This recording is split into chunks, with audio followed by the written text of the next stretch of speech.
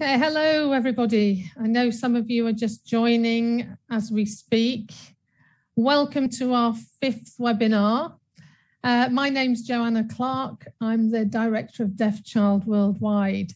So again, a big welcome to you all. And today we're going to be discussing the topic of independence and some of the challenges in particular that deaf young people face and how they can be supported in the journey towards greater independence. We'll be taking a holistic approach to the topic, we're not just going to be looking at the importance of finding work and being able to support yourself and your family, but also looking at issues such as the ability to navigate relationships, to be part of a community, and develop the confidence and resilience and self-esteem that every young adult needs. Just for clarification before we start, we will be using a couple of words throughout the various presentations. And obviously we'll be referring to deaf young people. And when we use the word deaf, we're going to use Deaf Child Worldwide's definition of it. I know there are different ways of referring to deafness in different parts of the world, but when we use the word deaf, we are referring to children and young people with any level of deafness. So that could be from mild, moderate deafness to severe and profound deafness. And also we will talk quite a lot about language. And when we refer to language, we're referring to any language, then that will be signed or spoken language. So just so that you understand what our references are in the webinar. So to begin with, just to get us started and to get us all thinking, we're going to put in a moment a whiteboard on the screen. And I'd like to ask everyone just to think about what independence means to you, and just put the first word or a few words up on the whiteboard that come to mind when you think of independence. We'll put the screen up in a moment, and if you want to write straight onto the screen, go to the top of your screen, click on Tools, and then click on Annotate. And you should be able to write straight onto the whiteboard once it comes up. If there is a problem with that, just put your words into the chat box and that's fine as well. I think we're just waiting for the screen to come up. And here we are. If you go right to the top and look at options and then annotate, you can write onto the screen. So just the first word or few words that come to mind when you think of the word independence.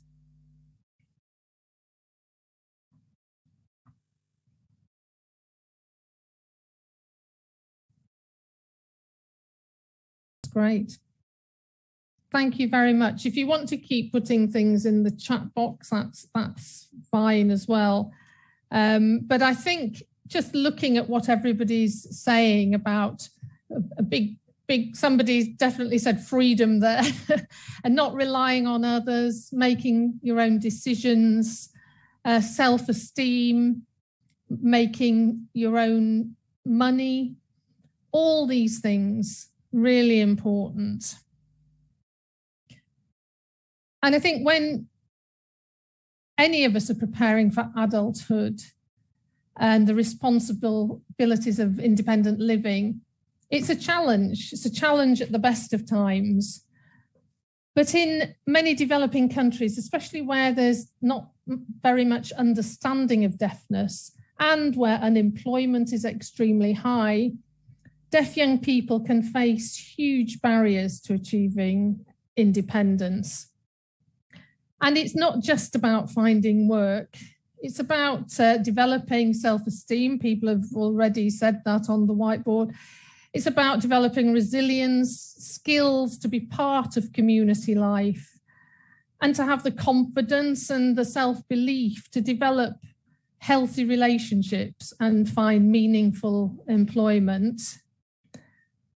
And often, because deaf children miss out on a lot of what we'd call incidental information or informal information that hearing people take for granted, and that they pick up through casual conversation, through hearing others speaking, through TV and radio.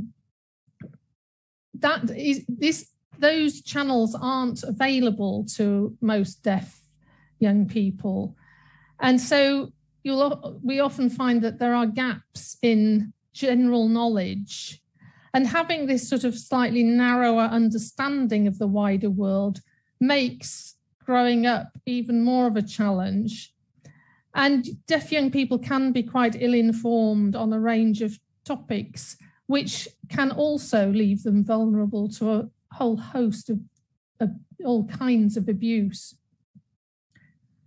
For example, lack of knowledge about sexual and reproductive health issues means that they can be vulnerable to abuse, and also vulnerable to sexually transmitted disease, HIV/AIDS, and unwanted pregnancy. So, generally speaking, young people aren't asked for their opinion on key issues that affect them. But for deaf children and young people, the communication barriers, as well as the stigma and the negative perceptions about deafness, mean that they are even less likely to be consulted or asked about their opinions on issues, even on issues that directly affect them. So we do, at Deaf Child Worldwide, one of the things we really try to do is to look at how we can listen to what deaf young people have to say, and to make sure that they understand their rights in relation to education, inclusion, and employment. So to just demonstrate this a little bit, we're going to hear now from 3 deaf young people in Kenya. You will see a short video in a moment. This is an edited version of a longer video, which is part of an evaluation that we have done with our partners, Deaf Empowerment Kenya. And the project was to help deaf young people get into employment.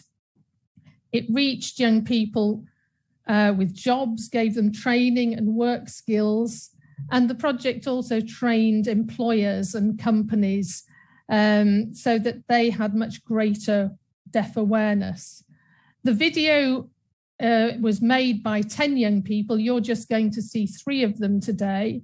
It was made, produced, and edited by the young people themselves, and with the support from a facilitator who I'm very pleased to say will be part of our panel later on. So without further ado, let's just see what these 3 young people have to say.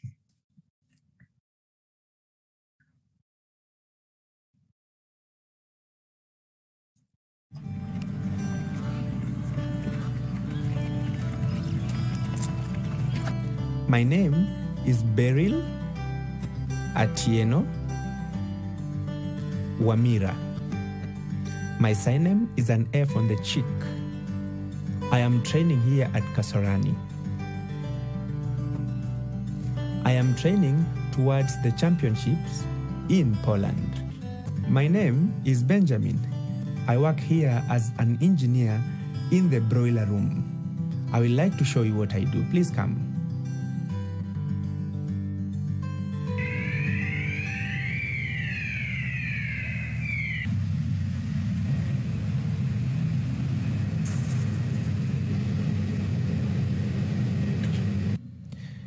Many people are always worried whether deaf people can work, so they end up giving them basic things to do because they are worried of their safety and they think it's risky. I have compelled them to know that we can work. I am an engineer. I can work just like any other person, and I am happy. that they are now aware.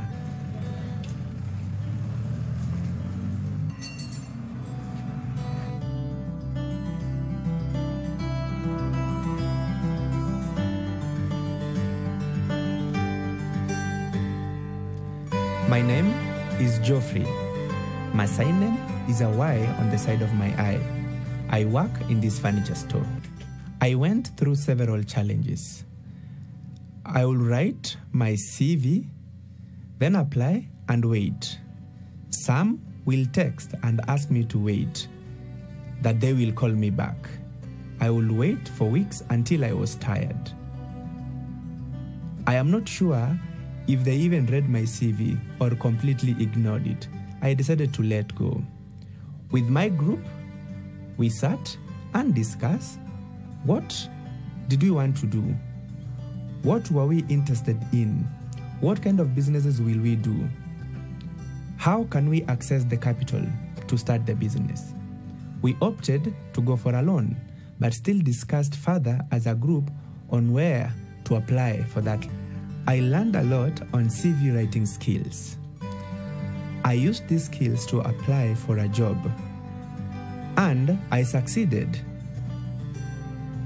I got a job in Lavington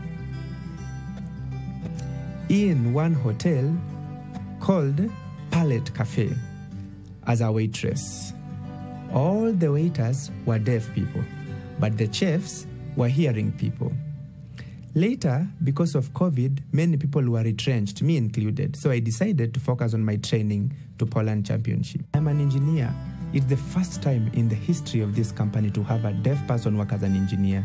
I thank God and the company for trusting in me. To the managers, the directors, and everyone else, thank you for trusting in me. I hope to continue growing.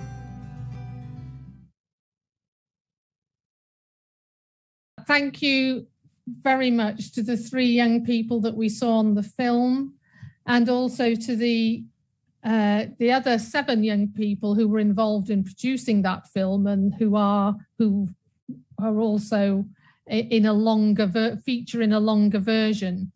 Thank you also to our partner, Deaf Empowerment Kenya, whose project it was. We'll soon hear from Washington Sati, who worked with the young people on the evaluation. And if you have any questions that came to mind about the video, please put them in the chat box. And when we move to the panel discussion in a few minutes, Washington will be here to respond to them. But before that, we're going to hear from our second speaker, Dr. Rajaram Subian, who I'm delighted is able to also later join us on the panel. He's the Executive Director of Basic Needs India, which works to help marginalized people experiencing mental health issues. And Dr. Subian is going to talk about the mental health issues that deaf young people, in particular those in low-income communities, can often experience, and how deaf children and young people can be nurtured and prepared to be adults able to go out and thrive in the world, just as their hearing peers do.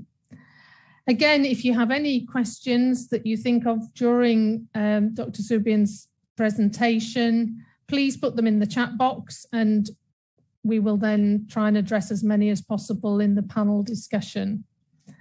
So we will now, without further ado, go on to hear from Dr. Subian.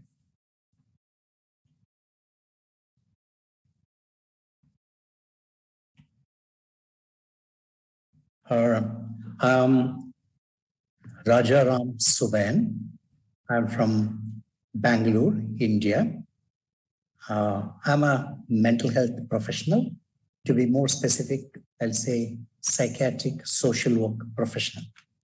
My background is clinical social work, especially in the field of mental health. I've been in the field for the last 48 years. Yep. I have clinical experience for 20 years with international NGOs for 14 years. I have worked in primarily war-affected communities on child protection, families' welfare.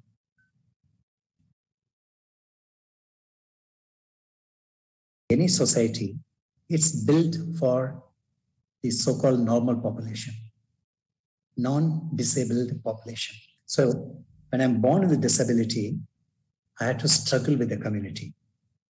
My family also has to struggle with the community because the entire community is made for non-disabled people. And also if you see, for example, deaf children, most of them are born to hearing parents. Okay, so my parents are able to hear and they never had such experience of having a deaf individual or a deaf child. And when I'm born into such family, and my family finds it extremely difficult. So it's a struggle for the parents, for the caregiver, for the families, and for the child. Okay, so the family withdraws itself. It doesn't interact with the relatives and other members around, and they themselves withdraw and ostracize themselves. And in such a situation, giving enough opportunities to interact for the deaf child, it becomes severely affected.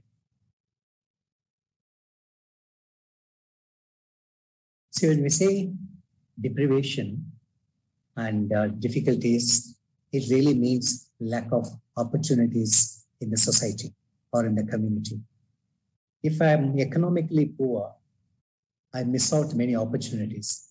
I'm not able to study or get up educational opportunities. I'm not able to when I lose such opportunities, I have low self-esteem and I'm not very confident, which affects the social interactions. The social interactions are the one that bring life skills in me. So the less the social interactions, the less life skills I have. The kind of atmosphere I have because of poor economic background, I tend to live in crowded places.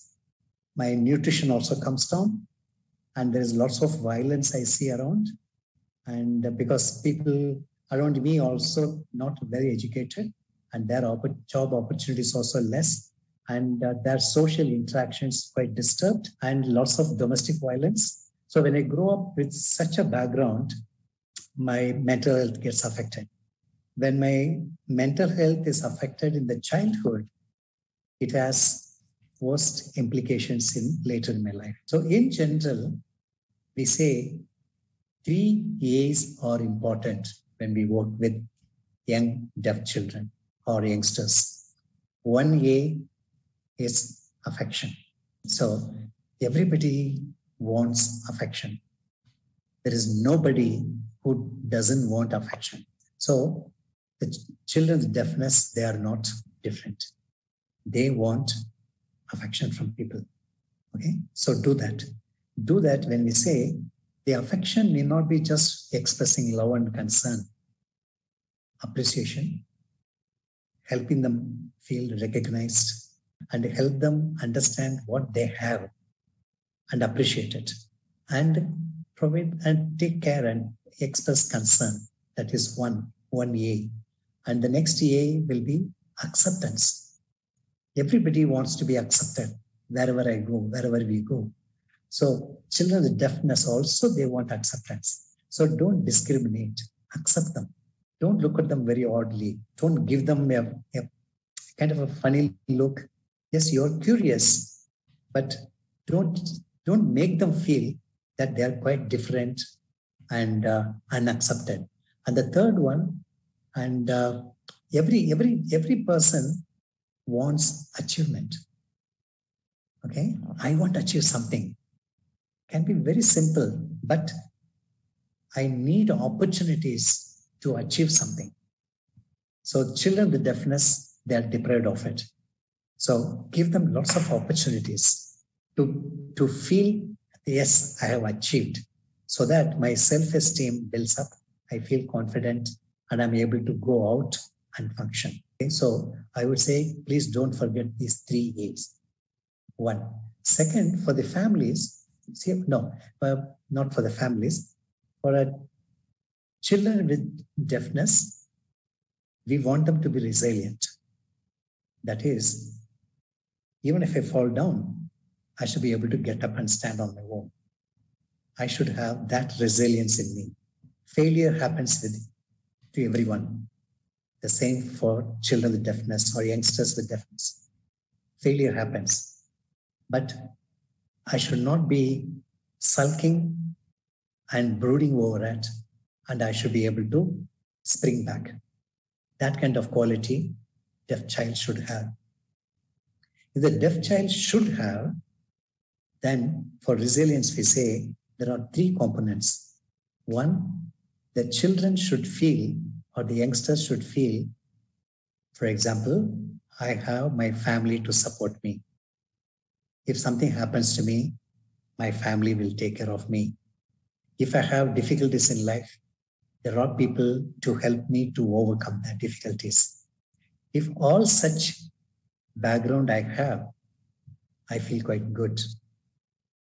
Same is applicable to you, to me, to everybody. Because when I falter, I want somebody to help me to get up. If I feel, yes, my family is there, then I feel confident.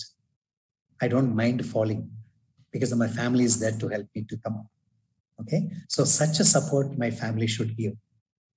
That will make me feel I have. Okay, and when my family appreciates me and tells me what I have, more than telling me what I don't have, if my family gives me a feeling, yes, I have this, then that makes me confident. I feel, yes, I am liked by others. I am accepted by others. I am friendly. And I am looking beautiful. Okay, so if the family support is good enough, then I will develop this feeling of I am. If I have, yes, I have this and I am like this, then that gives me good confidence to say, yes, I can. Okay, so if you can help me with the deafness to that extent that I feel I can, instead of making me feel I can't, help me feel what I can. Then definitely I will be able to interact with people, with disabled or non-disabled, with everybody. Okay, I'll develop lots of confidence to lead my life.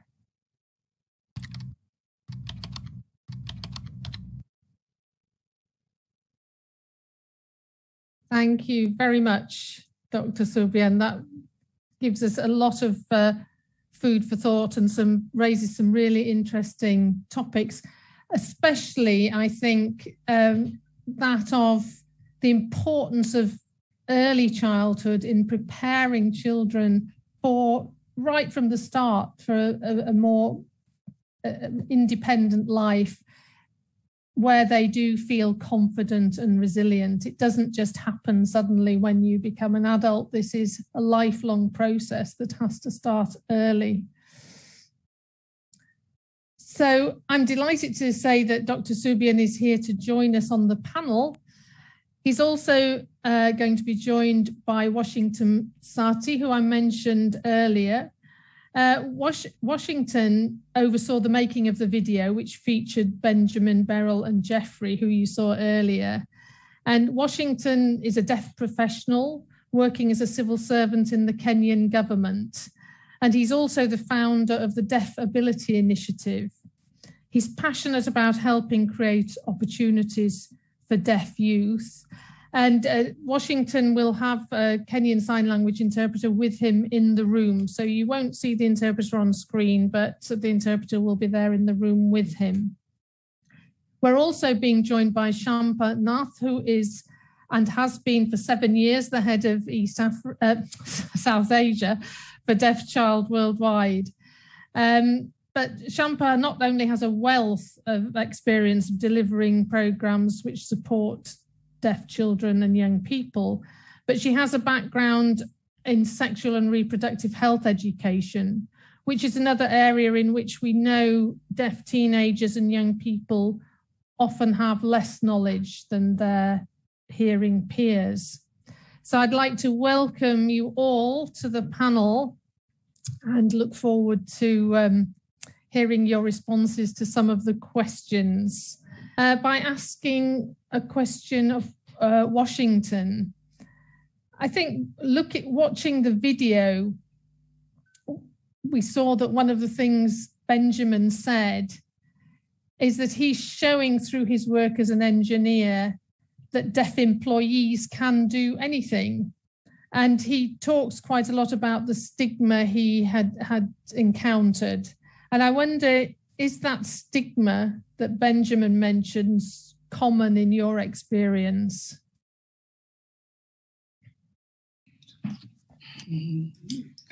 Thank you. Thank you very much, Joanna, for that question.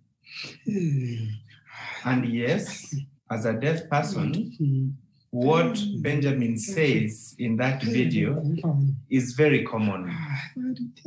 And this is as a result of attitudinal barriers or social myths, which always say that deaf persons are not able to do this, deaf persons are not able to be educated, nor are they able to be employed. So I myself, in my professional life, I have faced similar stigma and stigmatization, where in the place of work, like for instance, going for an interview, the panel starts by doubting my certificates and my CV. The first question they'll always ask me is, are these credentials yours? It's a surprising question because to many, they don't think a deaf person can learn up to master's level. And also the second point is, at my place of work, for instance, and I come up with a report, they will ask, are you the one who prepared this report? Are you able to do this report? Please work with these people so that they can help you come up with a report. They don't think as a deaf person you can. So these are some of the stigmatizations that deaf people go through in the society. So that's why we want to able to support the society to see that deaf persons are equal, just like their hearing counterparts. Thank you. Thank you very much. Thank you, Washington. I think there's an awful lot we could talk about there, and probably will do so more in a few minutes. I wonder perhaps if I could ask Shampa a slightly different angle on the question. Can you tell us, Shampa, what deaf child worldwide in South Asia knows or has seen about deaf young people in low-income communities, their sort of lack of knowledge of sexual and reproductive health, and what sort of impact that has or has had? Sure. Well, as you've said, deaf young people in South Asia, in poor communities, have limited knowledge and understanding about sexual and reproductive health and rights related to that as well. They have limited information on sexual and reproductive health. Access to services is limited as well, because when they go to the clinics, they can't communicate with people. So a lot of this boils down to something you touched upon right in the beginning, which is about limited language and communication skills, which has implications for literacy levels, understanding of concepts. So when it comes to, say, accessing information, which we might pick up as we are going along, or discussing with our friends, or reading things, seeing things on television, they're picking up bits and pieces of information. A lot of the written literature, for instance, might be too text heavy or not as visual as it needs to be for deaf people. Even where they might have good, say, signing skills. We know in, say, Bangla Sign Language or Indian Sign Language, you don't have a lot of signs for many of the very common sexual reproductive health terms. I believe, for instance, when it comes to contraceptives, there's no sign for that particular word. Then when it comes to going back to services, we've spoken with primary health clinic staff who say they hardly ever come across deaf young people in their clinics.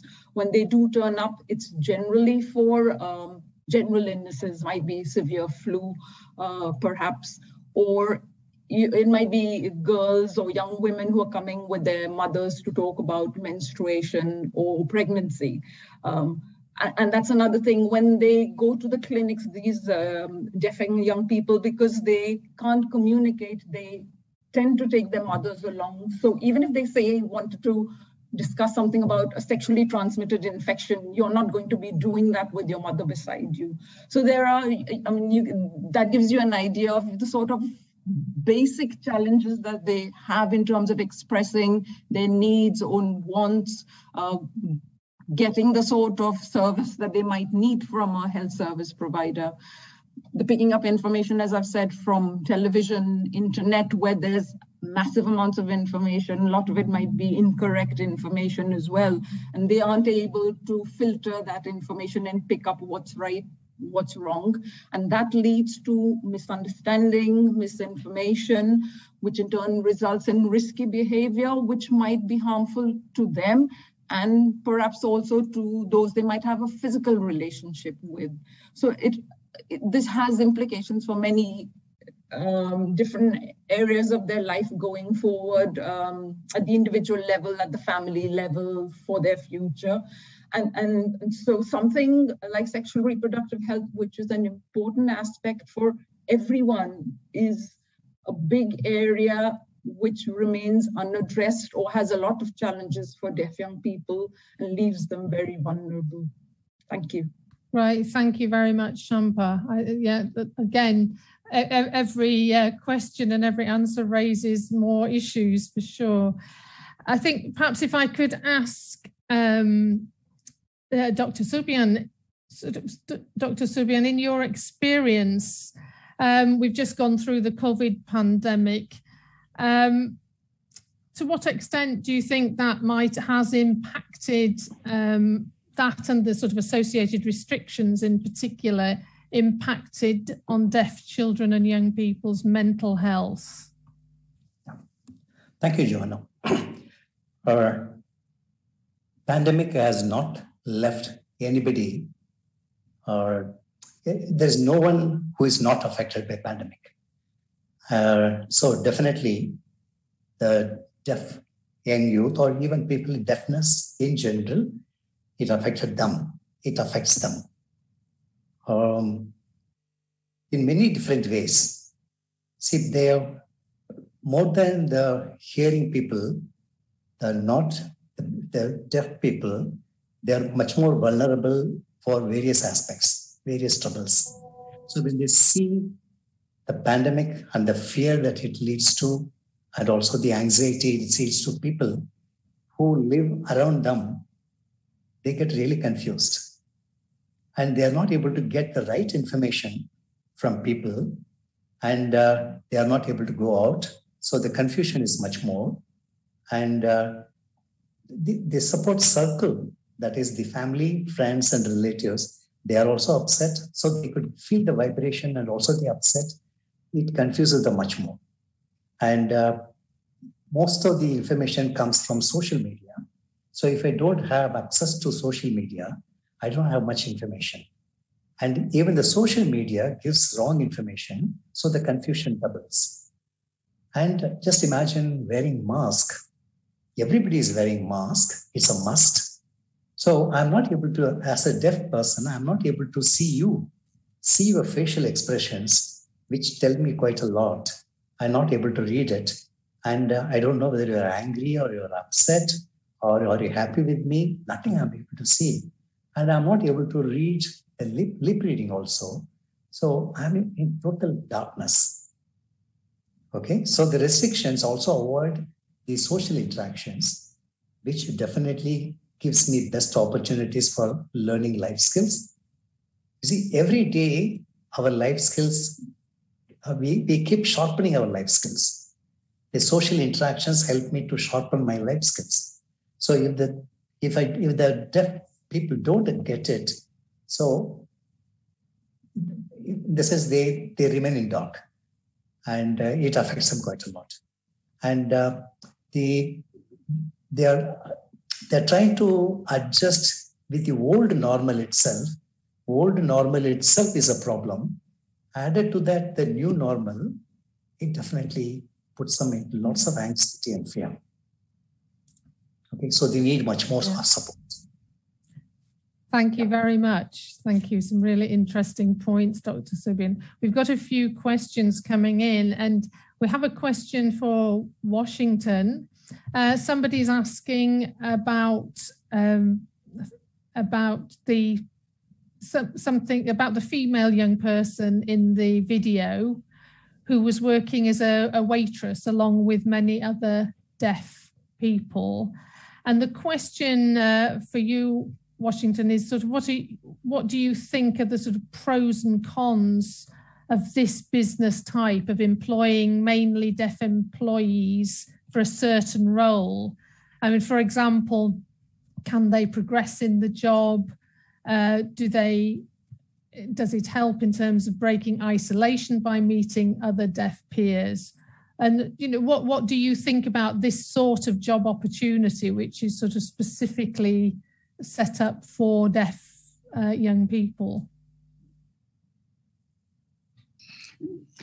Thank you very much, and also to the one who asked that question. Such a wonderful observation from that short video that was shared. One thing that I need to clarify, where Beryl, the lady, was working, is a restaurant known as Palette Cafe. In that case, we have both the hearing workers and also deaf workers. But then what is different is the type of roles that deaf people play vis-a-vis the roles that the hearing people play, depending on the communication and the interaction needs.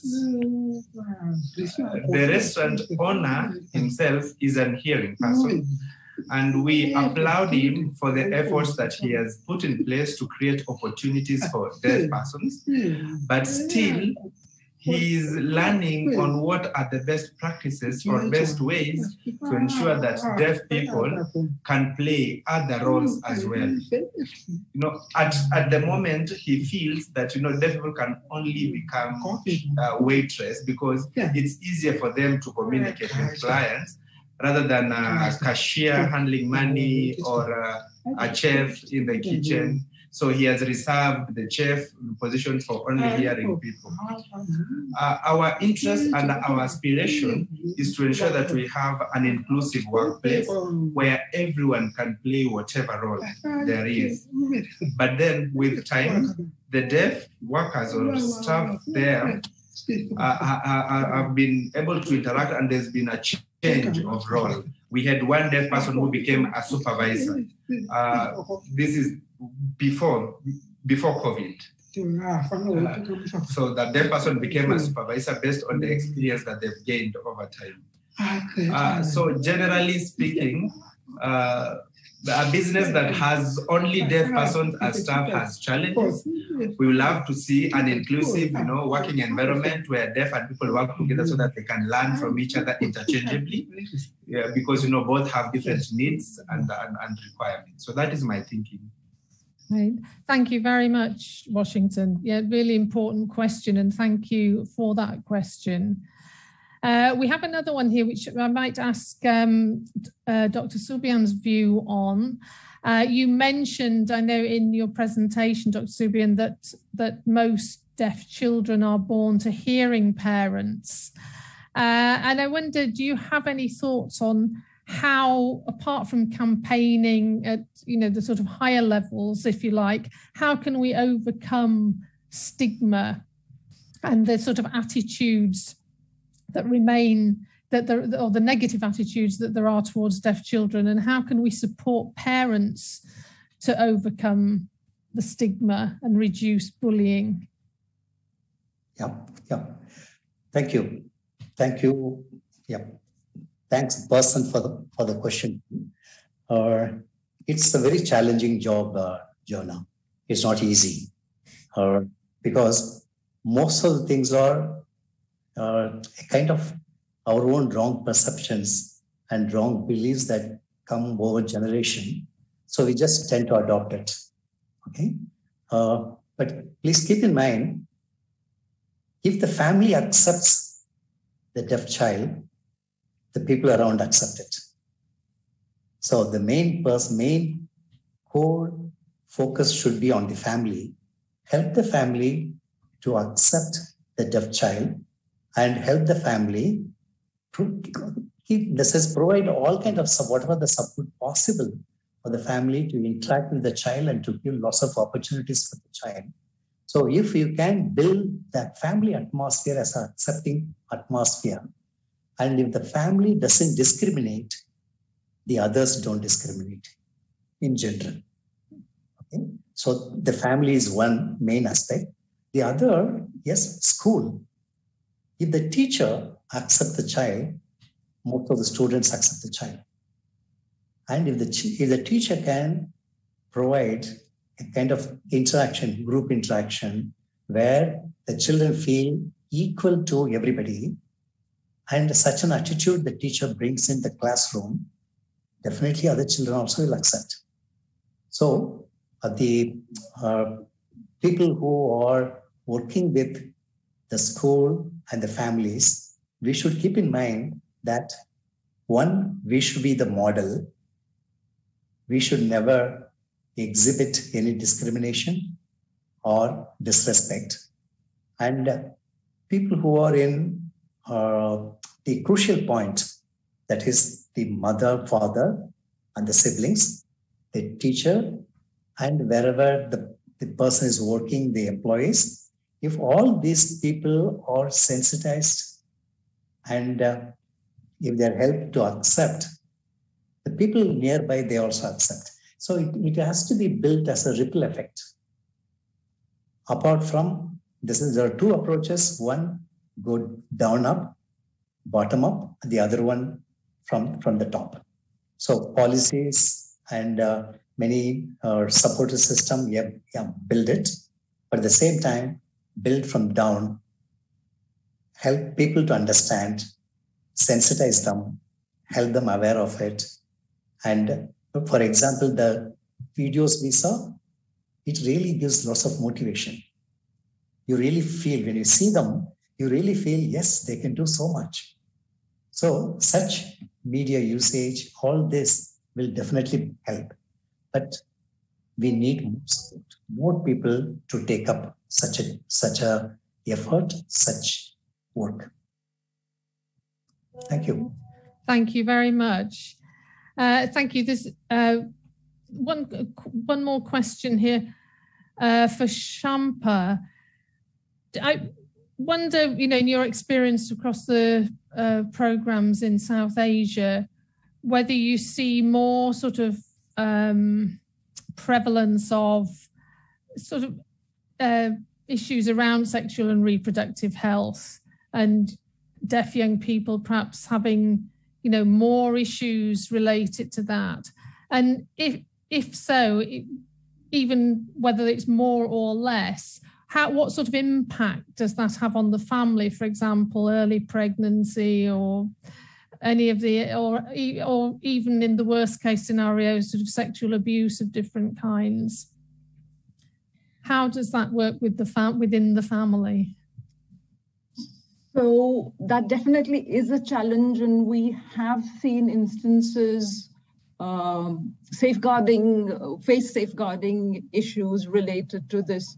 So as I'd mentioned, because deaf young people don't have access to information in this aspect of life, even when it comes to, say, bodily changes, there's no one actually who's sitting down and explaining things to them. Or, okay, even with hearing adolescents, maybe they're talking to their friends, you might have a session in school, or they're reading articles. But with the deaf in these poorer communities, because their communications levels aren't that high, and maybe their family members also can't communicate with them properly. Maybe it's at a very basic level where they're talking just about, I'm hungry, give me food. And the mother saying yes. Explaining things about the physical changes, about the development of the body, pregnancy, all of that isn't discussed. And as I mentioned, when they go to the clinic staff can't communicate with them. So where do they get such information from? They don't very often. And because of that, they, as they're growing older, you will have certain physical needs and wants. So they might get into physical relationships without realizing what the implications of that are, and then they realize, or families realize that maybe, say in the case of a girl, the daughter's pregnant at a very late stage because the girl herself doesn't realize that her periods have stopped, for instance, and she's pregnant. And so that then again, it sort of escalates. So something, that starts in a very, I'd say, very simple way that could have been addressed in a simple way by providing that education about the physiological changes, then escalates to maybe even a case that's having to be a case of rape, maybe, or whatever, having to be filed at the police station. So it's a bit of a trickle effect or ripple effect rather. And as you can imagine, within the family, it causes a lot of stress, trauma, and in South Asian society, physical relationships, especially outside of marriages, it's a no-no. So again, then there's stigma, discrimination, ostracization related to all of that as well. So it causes stress at many different levels for the young individual, who is also then trying to figure out what's gone wrong in my life, what's happened here with me, to my body. Never mind the family members then getting stressed about it all. Yes. Thank you, Shamba. I think we're going to have to wrap up in the next minute, but there's just a final question from somebody related to what you were just saying, Shamba. Do schools in India teach sexual and relationship education? They do, but I don't know about the government schools that you might get typically in the villages. I know that the school I went to, so in private schools, that they do cover sex education. Yeah. I don't know how it's covered right now, I have to say. In the old days, it was the teacher looking at the board, not looking at the students and talking about it, drawing a few figures on the blackboard. I wonder, sorry, just to interrupt, because we're very short on time, and I just wonder, I can see Dr. Subrahmanyam nodding, and I wonder if he had something to add to that. Yes, I was going to say that Dr. might know better. Yeah, I totally agree with Shampa on this. The topic is covered, but not all the teachers are very comfortable to do it. Mm-hmm. So either they just superficially just talk about it and go away quickly. And so the in-depth knowledge is not given in the schools. Okay. And what would that, sorry. Sorry. Few schools, yes, the private schools, they do seriously, but it hasn't gone deep enough into the school education. No. And I wonder, Washington, if that's the same in Kenya. Would there be much sex education in school, for example? And, presumably it's much harder for deaf young people to access that, even if there is.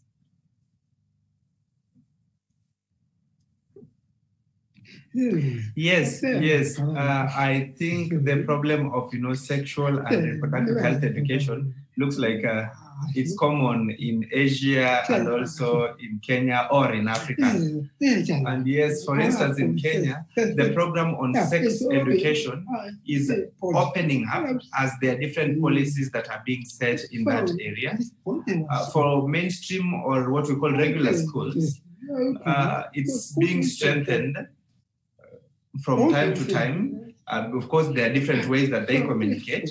But now for the deaf kids, at policy level, there's that it's a requirement. But then the capacity and the knowledge of the teachers themselves to deliver that information and curriculum is still a gap. Remember, deaf children still have struggle in just the normal education program or system. You know, all of you agree that deaf children will always go to a deaf school with a poor language foundation. They have other problems that they are solving, they're trying to solve now. Adding to sexual reproductive health education as another problem, it becomes even challenging. Thank you. Thank you very much. That's a really interesting topic and lots to talk about.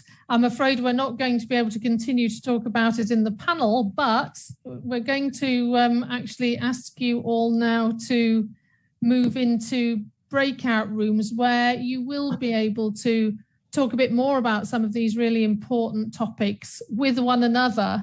And so you will see something come on your screen soon asking you to just click a button and you'll go into a breakout room. Please, when you do go into the room, you'll be there for about 20 minutes and you'll be able to switch on your cameras and unmute yourselves and actually talk to each other and discuss some of these issues. And I think perhaps, you know, if unless you want to get straight into some of the topics, if you're still thinking about what to say, you might want to consider a particular question, which is really just to think about what have you heard today, or what did you learn today that might have surprised or intrigued you? That might be something to get you thinking about some of the topics. But I can see from the questions that people have been thinking about this already. So there will be facilitators in each of the rooms, so you won't be left on your own. And we'll look forward to, there'll also be palantypists and interpreters. So I look forward to sort of seeing you in about 20 minutes, and I hope you have some really good discussion in your groups. Thank you very much. Thank you. You had a good chat in the rooms, and we're now at the end of our series of 5 webinars. And just to sort of summarize where we've been and the journey we've all been on, was that we followed each chapter of our Unheard Children report. So in March, we talked about language and communication, which is a fundamental issue facing deaf children. And the fundamental issue is really finding how deaf children can have access to appropriate language-rich environments as early as possible. In the families webinar in May, we looked at how parents and the wider families can be supported to both communicate with their deaf children, understand the deaf child's needs, and also eventually become crucial sort of advocates for their deaf child. In June, we looked at the issue of communities, and in particular looked at some of the myths and misconceptions that can emerge about deafness in societies where there's very low deaf awareness, and sort of what these are and how we can try to help look at ways in which these can be overcome. And in September, we looked at education for deaf children. We particularly looked at education before the COVID pandemic and during, really, because we've not yet come through to the other side. But the real conclusion there is that the education before and during the pandemic for deaf children, particularly in low-income settings, is by no means either adequate or accessible, and that if we're going to do things better in the future, then we have to learn from that.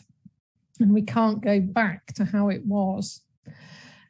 And today, of course, we've talked about independence and the particular challenges that deaf young people face going out into the world and finding work and developing healthy relationships. But although we've discussed these issues separately and in according to the 5 chapters of the report. Obviously, the reality is that they all intersect. And as we heard today from Dr. Subrahmanyam, I mean, the fundamental issue for all children is that they receive affection, acceptance, and achievement, and are able to achieve. But obviously, I think as we've seen through all our discussions, this can be much more of a challenge for a whole host of reasons for deaf children. And that's what we've been trying to address and trying to look at ways that we can overcome that. I mean, although this is the last in our current series of webinars, we would like to do some more. I hope we're going to do some more next year. The current webinars are available on our YouTube channel, and we'll drop the link to you now.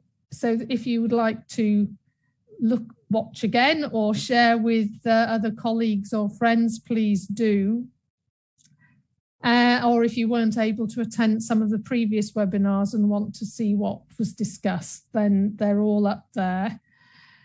We are considering running more webinars in 2022. We want them to be obviously interesting and relevant to all of you and our wider audiences. So we're actually going to put up a poll in a minute on the screen with 3 topics that we think might be of interest. And we'd really like you to, if you wouldn't mind, just pick one of them. Which one of those do you think would be of most interest to you? You may find them all interesting, but please just try and pick one. And if you have any other topics you'd like us to discuss or to have as the subject of a webinar, can you perhaps put something in the chat box or send us an email later on if you think of something? So if we could just have a very quick poll, that would be great. And I think the questions will come up in a minute on the screen. Thank you very much, everybody. That's great. It will really help us to start sort of planning for next year.